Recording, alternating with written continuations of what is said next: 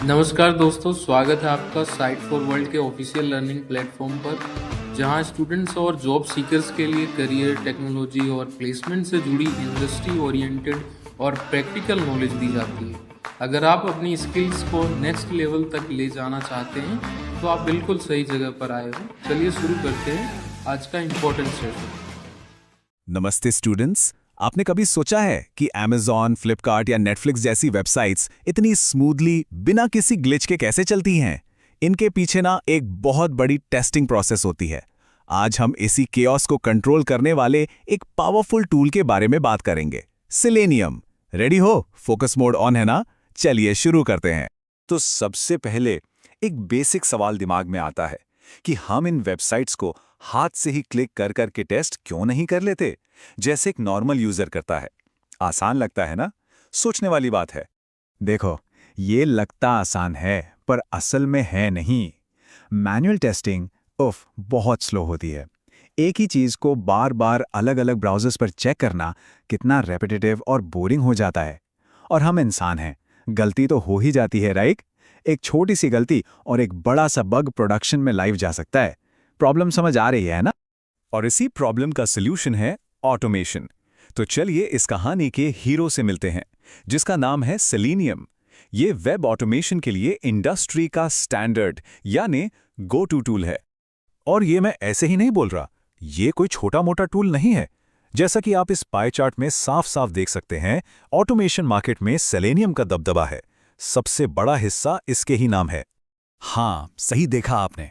60%। Market का 60% हिस्सा अकेले सेलेनियम के पास है। ये नंबर इसकी पॉपुलैरिटी और पावर दोनों को साबित करता है। अगर इंटरव्यू में पूछा गया तो ये फिगर याद रहेगा ना? दिमाग में बिठा लो इसको। तो आखिर ये सेलेनियम वेब ड्राइवर है क्या चीज? चलो सिंपल शब्दों में समझाता हूं। ये एक ऐसा टूल है जो हमें अपनी फेवरेट प्रोग्रामिंग लैंग्वेज जैसे जावा या पाइथन में कोड लिखने देता है। और ये कोड फिर एक वेब ब्राउज़र को ऑटोमैटिकली कंट्रोल करता है। मतलब जो काम हम मैन्युअली क्लिक कर करके कर रहे थे, अब वो कोड करेगा हमारे लिए। क्लियर है या अभी भी कोई कंफ्यूजन है? ओके, यहां तक तो सब ठीक लग रहा है, पर पिक्चर अभी बाकी है मेरे दोस्त। स्टोरी में एक ट्विस्ट है। हम बात कर रहे हैं मॉडर्न वेबसाइट्स की। चलिए देखते हैं कि इनको टेस्ट करना इतना मुश्किल क्यों होता जा रहा है। आजकल की जो वेब ऐप्स हैं ना, जो रिएक्ट या एंगुलर जैसे फ्रेमवर्क्स पर बनती हैं, वो पेज को बिना रीलोड किए कंटेंट बदलती रहती हैं। जैसे आप इंस्टाग्राम या यूट्यूब पे स्क्रॉल करते जाते हो और नया कंटेंट अपने आप लोड होता जाता है, पेज रिफ्रेश नहीं होता। इसी को डायनामिक कहते हैं और ये ऑटोमेशन के लिए एक बहुत बड़ा चैलेंज बन जाता है। अब सेलेनियम काम कैसे करता है? वो ब्राउज़र के डॉक्यूमेंट ऑब्जेक्ट मॉडल यानी डॉम के साथ इंटरैक्ट करता है। इस डायग्राम में आप देख सकते हैं कि डॉम एक पेड़ जैसा स्ट्रक्चर है, जिसमें वेब पेज के सारे एलिमेंट्स जैसे बटन्स, लिंक्स, इमेजेस सब होते हैं। सेलेनियम का काम इसी कॉम्प्लेक्स स्ट्रक्चर में से सही एलिमेंट को ढूंढना और उस पर एक्शन लेना होता है। और इस डायनामिक नेचर की वजह से कुछ कॉमन प्रॉब्लम्स आती हैं। जैसा कि इस चार्ट में दिख रहा है, ये है हमारे 3 सबसे बड़े विलन्स। पहला है एसिंक्रोनस कंटेंट लोडिंग, यानी कंटेंट का टाइम पर लोड ना होना। उसके बाद स्टेल एलिमेंट रेफरेंसेस और डायनामिक लोकेटर्स। टेंशन मत लो, आगे हम इन चैलेंजेस से कैसे निपटें इस पर ही बात करेंगे।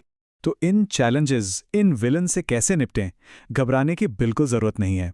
अब हम कुछ ऐसी स्ट्रैटेजीज देखेंगे जिससे हम मजबूत यानी रोबस्ट ऑटोमेशन स्क्रिप्ट्स लिख सकते हैं जो ऐसे आसानी से फेल ना हो।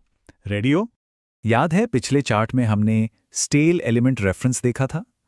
ये एक बहुत ही कॉमन एरर है। इसका मतलब है कि आपकी स्क्रिप्ट एक ऐसे एलिमेंट से इंटरैक्ट करने की कोशिश कर रही है जो डीओएम से या तो हट गया है या बदल गया है। सिंपल भाषा में एलिमेंट बासी या स्टेल हो गया है। ये कंसेप्ट समझना ऑटोमेशन में बहुत बहुत इंपॉर्टेंट है। इस प्रॉब्लम से बचने का एक तरीका है वेट्स का इस्तेमाल करना। 2 तरह के वेट्स होते हैं, इम्प्लिसिट और एक्सप्लिसिट। इम्प्लिसिट में हम ब्राउज़र को बोलते हैं कि भाई 10 सेकंड तक वेट करना, अगर एलिमेंट ना मिले तो ही एरर देना। और दूसरा है एक्सप्लिसिट वेट, जो ज़्यादा स्मार्ट है। इसमें हम ब्राउज़र को एक स्पेसिफिक कंडीशन के पूरा होने तक वेट करने को कहते हैं। जैसे कि जब तक ये बटन क्लिकेबल ना हो जाए आगे मत बढ़ना। इस स्टेप का पर्पस समझ आया? ये इंटरव्यू का एक हॉट क्वेश्चन। सिर्फ वेट्स लगा देना काफ़ी नहीं है। एक अच्छा ऑटोमेशन इंजीनियर हमेशा आगे का सोचता है।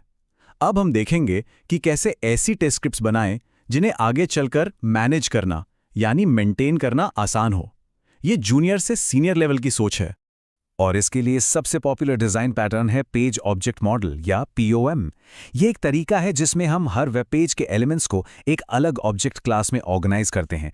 इससे कोड बार बार नहीं लिखना पड़ता और टेस्ट को मेंटेन करना बहुत आसान हो जाता है।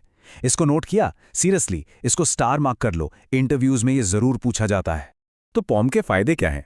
सबसे पहले रीयूजेबल कोड, मतलब एक बार लिखो 100 बार इस्तेमाल करो। दूसरा, इंप्रूव्ड रीडेबिलिटी, मतलब कोड इतना साफ सुथरा होता है कि कोई भी आसानी से समझ सकता है। और सबसे बड़ा फायदा, ईजियर मेंटेनेंस। अगर कल को वेबसाइट का डिजाइन बदला तो हमें बस एक जगह चेंज करना पड़ेगा, पूरी टेस्ट स्क्रिप्ट में नहीं। टाइम बचाना।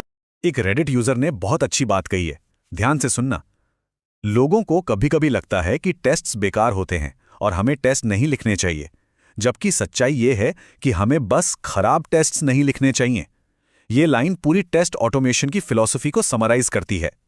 प्रॉब्लम टेस्ट्स में नहीं, प्रॉब्लम खराब लिखे हुए टेस्ट्स में है। तो आज का ये सेशन यहीं खत्म होता है, पर जाने से पहले एक सवाल आपके लिए छोड़ जा रहा हूं।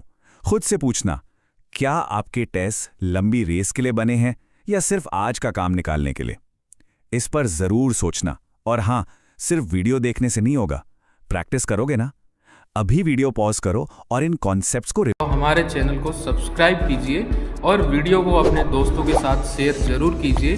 कमेंट सेक्शन में अपना डाउट या नेक्स्ट टॉपिक लिखना मत भूलिएगा।